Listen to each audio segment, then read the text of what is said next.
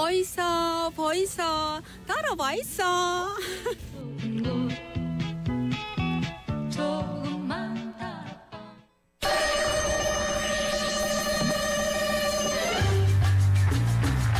떠오르는 정치권 이슈 쫓아가서 끝까지 파헤쳐보는 시간입니다. 오늘의 시간 한국정치학계 이사 조경근 교수님, 부경대학교 정치외교학과 차재건 교수님 모셨습니다. 안녕하십니까? 안녕하십니까? 네, 안녕하십니까? 예, 반갑습니다. 예.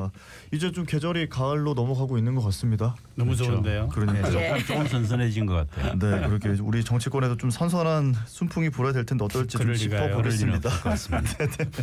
자, 내년 1월 2일부터 기획재정부가 재정경제부, 기획예산처 이렇게 분리가 되는데요. 정부 조직 개편안에 따르면 기획예산처는 국무총리 소속으로 신설이 되고 기존의 기재부는 재경부로 개편을 한다고 하는데 이렇게 대대적인 경제부처 손질에 들어간 이유가 있을 것 같습니다. 어떻게 보고 계세요? 저는 기본적으로 우리가 모피아라고 해가지고 기획재정부가 예산에 대한 기획권과 그다음 재정에 대한 전반적인 그런 권한들을 다 독점하면서 생긴 많은 문제들이 있었습니다. 사실 지난 문재인 정부 때 문재인 정부가 여러 가지 정부 차원에 약속했던 그런 국정 운영을 하기 위해서 과감한 재정 정책을 펼치려고 했는데 홍남기 부총리가 기획재정부를 이끌면서 반대도 하고 막 그런 모습들이 있지 않았습니까? 그런 속에서 관피아 모피아에 관한 이야기들이 있어서 많은 그런 목소리들이 있어 왔습니다. 이걸 분리해 놔야 된다. 지금 이제 그런 것들을 좀 실현해 나가는 과정. 그래서 기획재정부가 갖고 있었던 조금 관료 사이의 답답함 이런 것들을 조금 깨어나가는 과정이다. 그래서 저는 전체적인 측면에서는 여러 가지 부작용이 있을 수 있겠지만 저는 올바른 방향으로 가고 있는 것 같다. 그렇게 평가를 합니다. 예, 제가 이제 나이가 있다고 보니까 옛날 얘기 잠깐 하면은 옛날에 사실은 박정희 전 대통령이 굉장히 후진적인 대한민국을 이렇게 산업화 시켜 나갈 때 이게 예산과 기획을 함께 가져갈 필요가 있었어요. 그래서 아마 그때 생긴 게 그러면은 이제 경제가 발전하고 사회가 변화하면은 이게 바뀌었어야 되는데 쥐고 있는 쪽에서는 놓치기가 싫었던 거죠. 사실 주위에서 보면은 이야기하다가 보면은 제가 좀 빨리 일어나야 됩니다. 왜요? 그러면은 저 기재부에 좀 들어가 봐야 되거든요라고 정부 관리들이 이야기하는 걸 많이 들었거든요. 가가지고 그만큼이 이제 공룡이었죠. 저는 또 한 가지 포인트는 기획과 예산은 함께 갖고 재정을 이제 별도로 독립시키는데 기존에는 재정 분야 관련한 업무들 중에서 거시경제를 보거나 조세 정책을 관련하거나 금융을 전체적으로 다루는 이런 부분들이 따로 별도로 독립되어 있었습니다. 금융위원회와 금융감독원으로. 그 상당 부분 국내 금융에 관한 상당 부분을 끌어들이고 조세에 관한 상당한 권한들을 재정경제부로 가져가는 이건 저는 굉장히 효율적으로 어떤 관련 정책들을 일원화해서 장기적인 국가정책을 이끌어갈 수 있게 하는 그런 측면들도 있어서 저는 를 달성하면서도 어떤 정책의 속도를 조금 마음대로 낼 수 있는 그런 긍정적인 측면들도 상당히 있다. 그렇게 평가를 할 수 있을 것 같습니다. 예.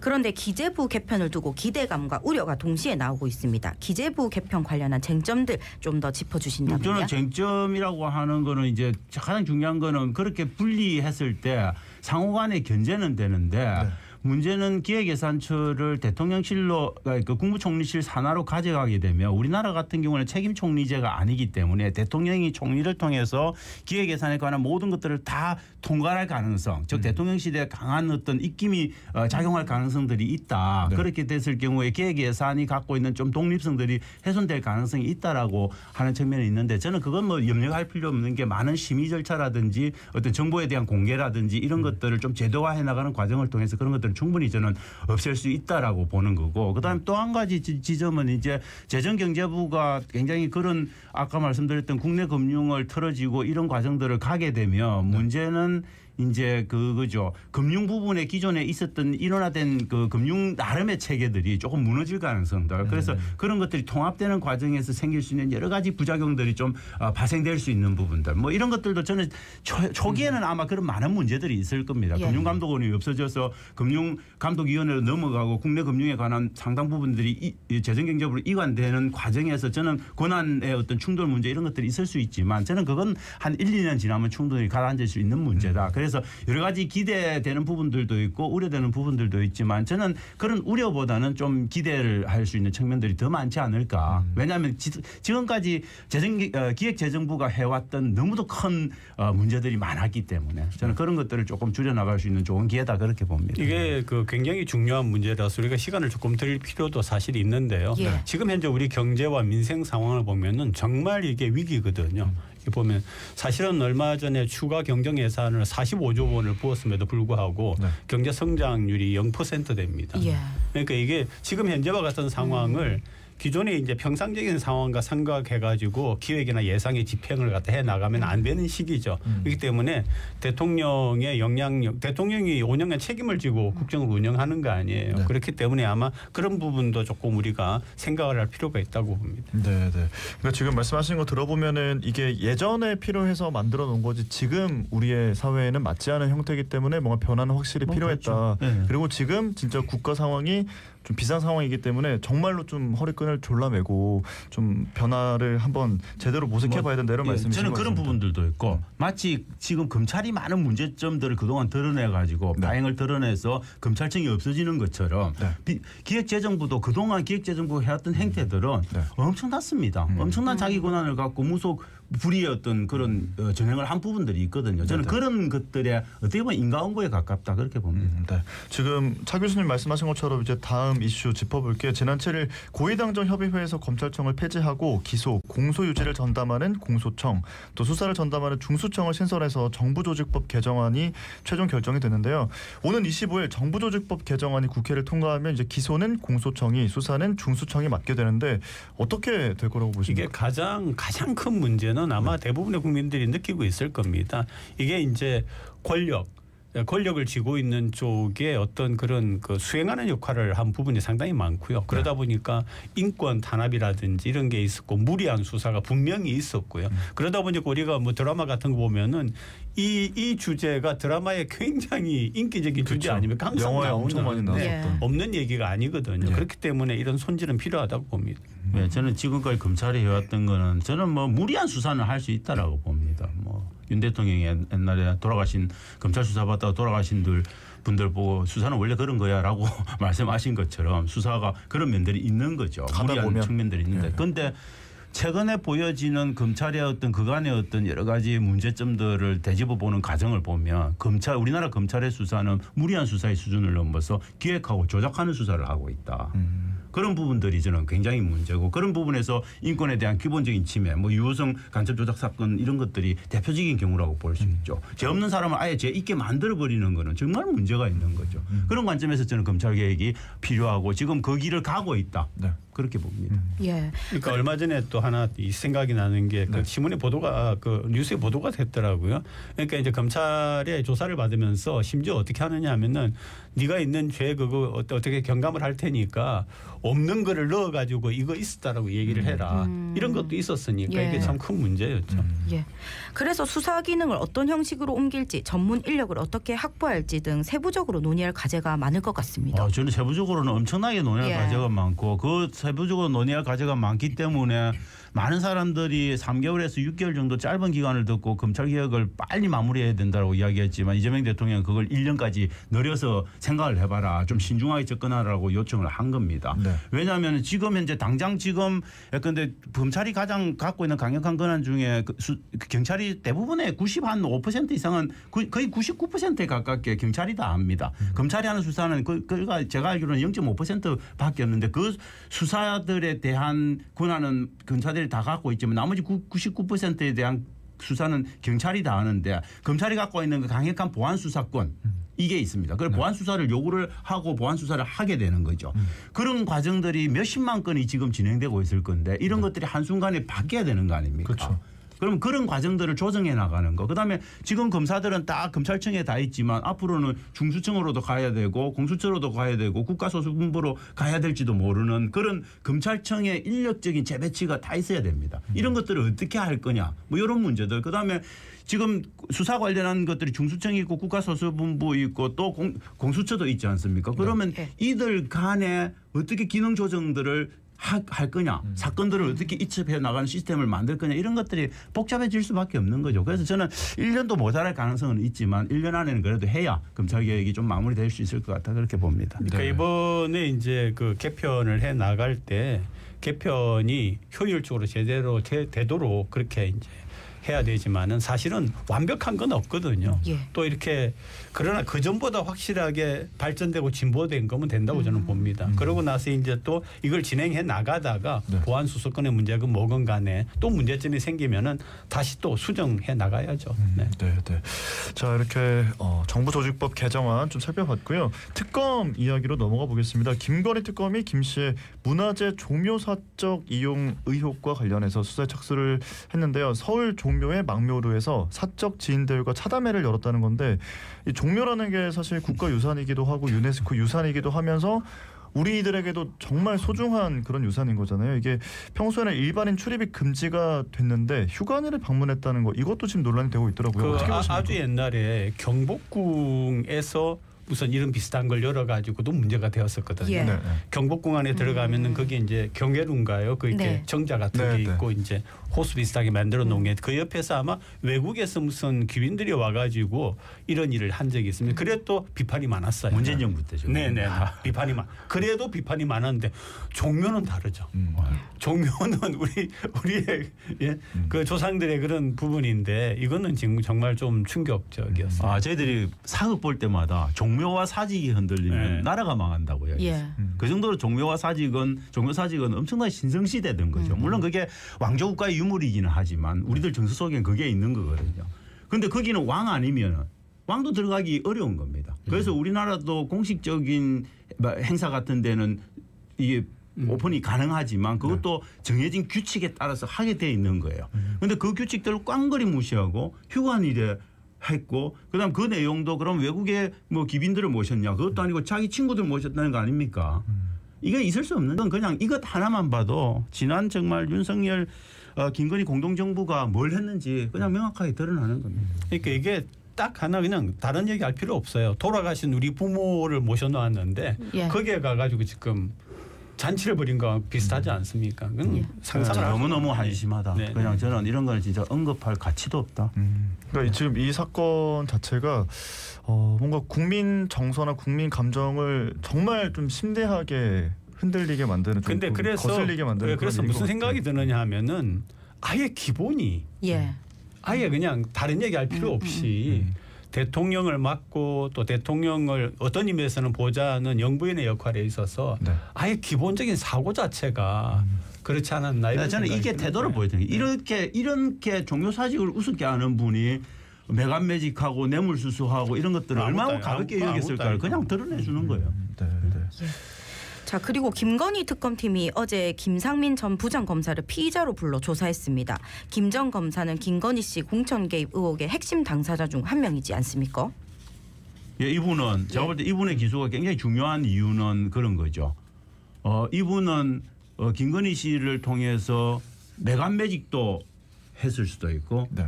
뇌물을 줬을 수도 있고 그다음에 공직선거법을 위반했을 수도 있고 네. 다양한 종류의 김건희 씨와 연관된 범죄에 어떤 궤를 맞추는 그런 중요한 포인트였다라고 봅니다. 그래서 이분에 대한 수사가 진전되고 기소로 가게 되면 저는 김건희 씨가 그렇게 선거라든지 여러 가지 뇌물을 수수했다든지 이런 데서 있을 수 있는 모든 증거들이 아마 쏟아져 나올 가능성이 굉장히 많지 않을까. 이미 그림을 사고 준 거는 너무 확인됐기 때문에 그거 하나만으로 저는 부정처 사후 수뢰죄 뭐 이런 것들은 가능하다 그렇게 봅니다. 네, 네. 자, 그리고 이제 건진법사 전성배 씨에 대해서는 구속 만료를 앞둔 지난 8일 구속 상태로 재판에 넘겼는데요. 이 건진법사가 통일교의 고문 자리를 요구했다. 청탁을 대가로 기업들에게 금품을 받은 혐의 이런 것들도 확인이 됐습니다. 그리고 이 건진법사의 은신처에서 작년에 압수한 관봉권 띠지가 사라진 사건과 관련해서 이제 수사팀이 석 달 가까이 관련 내용을 윗선에 보고하지 않았다 이런 증언도 나왔는데 어떻게 보고 계세요? 이 부분은 그죠. 대통령실이나 대통령 내외에 대해서 온갖 비리의 통로죠. 이 사람 자체가. 예. 그래서 당연히 철저한다는 단어를 넘어서서 정말 하나도 남기지 않고 수사를 다 해야 되고요. 네. 그다음에 관봉권 띠지 사건은 우리가 뉴스를 보지 않습니까? 아마 예. 대한민국의 모든 국민들께서 이건 분명히 일부러 없앤 거다라고 상식적으로 생각을 할 수 있는 부분인데 네. 그걸 뭐 기억이 안 난다는 등 이렇게 하는 거는 그건 뭐 말이 안 되는 거죠. 저는 뭐 그냥 진짜 관봉권 띠지 관련해서 청문회를 지난 며칠 전에 했는데 네. 청문회를 쭉 보면서 정말 제가 뛰어들어가고 싶던 욕구가 불끈불끈 섰더라. 아마 국민들도 정말 답답했을 겁니다. 너무도 눈에 보이는 거짓말을 천연덕스럽게 하고 있고 네. 거기서 저는 되게 놀랐던 게 저는 아마도 그런 생각을 했어요. 검찰 수사관과 검사들은 기본적으로 신분관계가 다르기 때문에 검찰 수사관들이 검사에 대한 조금 견제 심리를 갖고 있고 그래도 좀 솔직하게 드러내는 부분이 있을 거야라고 보는데 그게 전혀 아닌 거죠. 검사 동일체뿐만 아니라 검찰 수사관도 검사와 완전한 동일체고 그래서 저는 검찰청은 해체되는 게 맞다. 이런 것들을 그냥 거꾸로 보여주는. 아마 지금 한 60몇 프로 뭐 70% 정도 가까운 국민들이 검찰청 해체 찬성을 하고 있는데 아마 더 높아질 가능성이 매우 높다. 이번에 이 지금 관봉권 띠지 관련한 청문회가 아마 그런 국민들의 어떤 검찰청에 대한 반감 이런 것들을 증폭시키는데 엄청나게 저는 역할을 했다. 그렇게 봅니다. 예, 이 띠지가 사라진 것과 관련해서 민주당에서는 검찰이 증거인멸을 한 것 아니냐 이런 의혹이 제기돼 왔는데 특검에서 수사하자는 주장까지 나왔습니다. 아니 그러니까 방금 우리가 얘기한 것처럼 예. 분명히 의혹이 있고 기억이 안 난다가 무슨 말이에요. 그럼 이걸 수사를 갖다 검찰 스스로에게 맡길 수가 없기 때문에 특검으로 가야 되는 거죠. 그렇죠. 왜냐하면 검찰 수사관들이 정말 우리가 눈에 보이는 거짓말을 하고 그 안에서 또 여러 가지 뭐 메모를 하고 짜고 치는 그런 정언을 보이고 있고 이런 것들을 왜 할 수 있을까 보면 결국은 그 뒤를 봐주는 게 내가 기소돼봤자 다시 검찰이 수사하는 건 검찰이야 라고 믿고 있기 때문이거든요. 저는 그런 부분들을 완전히 없애줘야 결국 이 수사관들이 자기들이 갖고 있는 진실을 그대로 드러낼 가능성이 매우 높다. 결국은 특검의 일부 사항으로 포함돼서 집중적으로 파야 된다. 뭐 이렇게 보는 거죠. 네. 예. 자, 다음 이슈로 넘어가 봅니다. 통일교 측으로부터 불법 정치자금을 받은 혐의로 구속영장이 청구된 국민의힘 권성동 의원에 대한 체포동의안이 어제 국회 본회의에 보고가 됐습니다. 국회 체포동의안 표결이 내일 모레 아마 되지 않을까 예상이 되는데요. 표결 결과에 관심이 쏠리고 있습니다. 어떻게 보세요, 두 분? 첫째는요. 저는 정교의 엄정한 분리가 없으면은 양측이 다 망한다고 생각을 합니다. 부패하게 되어 있는 거죠. 그런데 네. 이런 부분들이 이번에 뭐 우리가 알다시피 통일교 쪽의 그 총재라고 하나요? 네. 이미 뭐 그런 부분도 드러나고 있고 여러 가지 문제가 있었다라고 하는 걸 알았으니까 이 부분도 아마 법적 절차에 따라서 제대로 처리가 되어 나갈 거라고 봅니다. 네. 예. 저는 이제 이번에 드러난 게 조경식 그 KH 회장이 50억 가까운 돈을 주고 네. 이재명과 이하영에 대한 그 뭡니까 정언, 그죠? 정언 조작을 부탁받은 거 아닙니까? 예. 이런 사실들이 권성동을 통해 매개를 해서 이루어졌다는 것만 보더라도 저는 권성동은 빠져나갈 길이 없다. 그다음에 권성동이라고 하는 인물이 그동안 보여준 그 오만한 행태가 왜 나타났느냐. 결국 이분이 윤석열 정부하에서 대통령실과 땅을 이어서 모든 권력의 문제를 만들어내는 그 최정점에 있었다. 저는 그래서 이분은 뭐 기소되더라도 상당히 형을 오래 살 가능성이 매우 높다. 그렇게 봅니다. 예.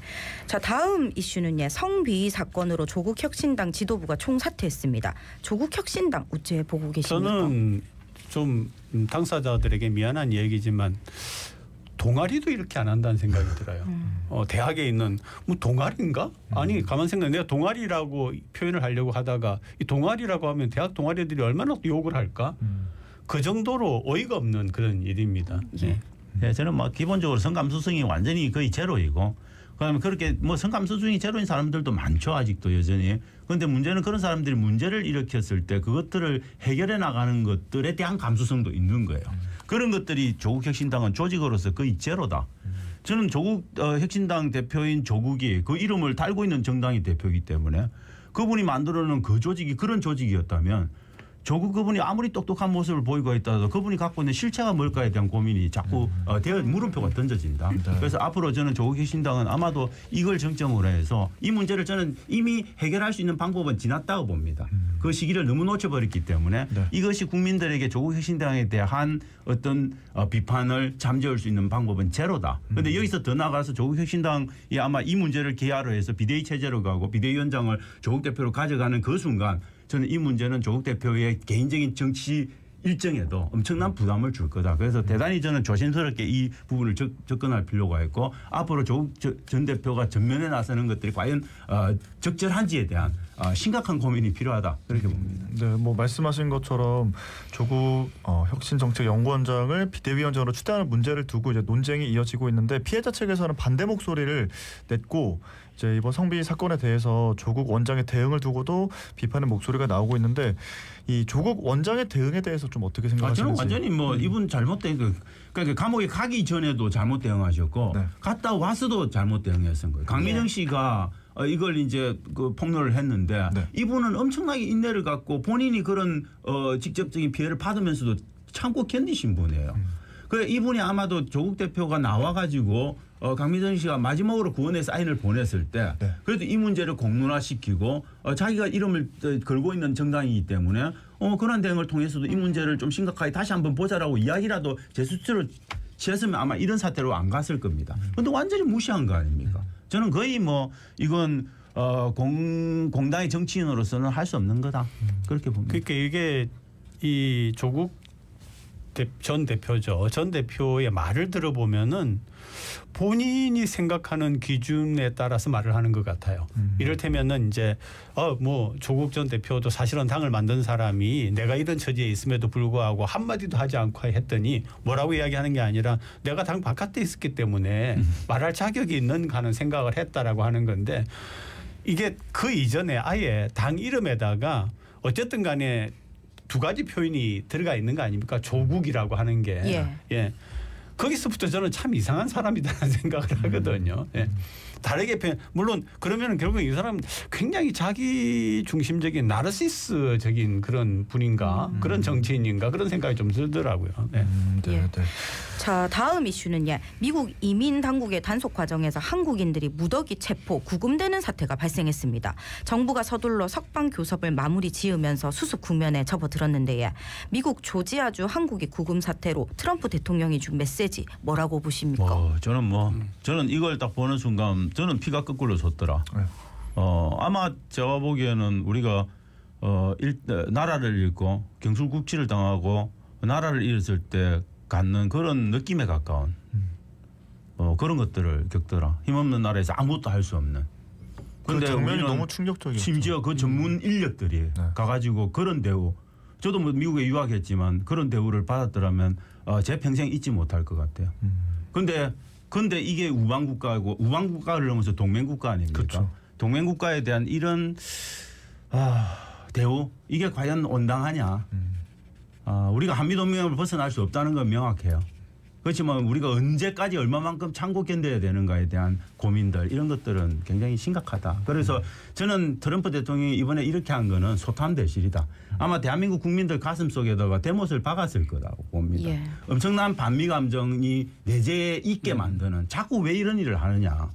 이거 좀 심각한 거다. 지금 당장은 얻으실 거 많을 거예요. 이렇게 해서 아마 협상 과정에서 유리한 고지를 점령할 거고 아마 우리는 또 숙이고 들어갈 수밖에 없는 거죠. 어떤 분들은 다른 조치를 하자. 여기에 있는 미국인 학원관생들 다 쫓아내요. 그건 현실적이지 않은 겁니다. 우리는 참아야 되는 겁니다. 그렇지만 우리 국민들 가슴 속에 있는 미국에 대한 그 태도 이거는 빼낼 수 없는 거잖아요. 왜 그런 짓을 하는지 저는 정말 트럼프 보면 답답합니다. 아마 뉴스를 자세하게 찾아보시면은 개인적인 이익이 개입이 됐다는 걸 알 수가 있으실 거예요. 워싱턴 포스트나 뉴욕 타임즈 같은 데 보도를 하는 거 보니까 조지아주가 경합주이고 그다음에 뭐 대통령 선거나 다음번에 상하원 선거를 할 때에 굉장히 거기에서 말하자면은 지금과 같은 그 한국의 그 뭡니까 직원들이 와 있는 것에 대한 그 지역의 불만도 있었던 건 사실인 것 같습니다. 그럼에도 불구하고 한국이 하는 기여라든지 한국이 정말 중요하다라는 걸 생각할 때는 그렇게 해서는 안 되는 거죠. 그러니까 이게 이런 부분에 대해서는 분명히 우리가 짚고 여기에 대통령이 사과를 하든지 뭔가 어영부영 넘어가는 게 아니라 분명히 이거는 대한민국의 인권에 대한 어떤 모독이었기 때문에 합당한 조처가 분명히 있기를 우리가 저는 그 합당한 최소한의 그 합당한 조처는 앞으로 이런 문제가 재발되는 걸 막기 위해서 마스가 프로젝트를 이어가거나 아니면 앞으로도 거기 조지아 공장에 공장 증설을 하는 과정에서 공장을 건설해 나가는 과정에서 모든 비자 문제들 이런 것들은 전향적으로 다 해결해 주겠다라고 하는 정도의 접근은 보여줘야 그래 그나마 우리 국민들의 울분이 조금은 풀릴 거다 그렇게 봅니다. 한미 정상회담 11일 만에 또 이런 일이 발생해서 사실 이걸 지켜보면서 미국이라는 나라 트럼프라는 대통령과 외교가 가능한 게 맞나? 그러니까 약간 이런 생각이 트럼프 들더라고요. 대통령이 가지고 있는 개인적인 어떤 것들을 생각하면서 마치 이해할 수도 있지 않나라고 이야기하는 사람도 있는데 저는 그게 아니라고 봅니다. 이건 왜냐하면 어떤 점에서는 대한민국에 대한 모독이라고 저는 생각을 하기 때문에 이 부분은 분명히 해결이 되고 사과가 있고 적절한 아까 우리 차 교수 말씀하신 것처럼 그런 보완적인 조처가 확실하게 나와야 된다고 보는 저는 거죠. 이건 명백히 의도된 도발인 겁니다. 의도된 도발이고 다음에 모든 종류의 한국과의 협상 과정에서 내가 뭘 할 수 있다는 것을 한번 보여주는 쇼업의 과정이다. 그런 과정입니다. 저는 그래서 이것에 너무 이재명 대통령도 저는 겁먹을 필요 없다. 그래서 우리도 당당하게 뭔가 할 수 있는 부분들은 준비해서 맞서면 된다. 대신 한미동맹의 기본적으로 틀을 깨지 않는 범위 안에서 맞서면 되는 거다. 그런데 지금 한프로 보면 얼마 전에 뉴스에 나온 것처럼 지금 북중러가 이렇게 딱 단합한 모습을 보였기 때문에 네. 우리가 약간 독립적인 모습을 보여도 저는 괜찮은 시점이라고 봅니다. 네, 네. 자 이렇게 해서 지금 미국에서 이제 한국인들이 구금되는 사태에 대해서 좀 짚어봤고요. 오늘 두 분은 여기서 보내드리겠습니다. 고맙습니다. 고맙습니다. 감사합니다. 네, 지금까지 한국정치학회 이사 조경근 교수님, 부경대학교 정치외교학과 차재권 교수님과 이야기 나눴습니다.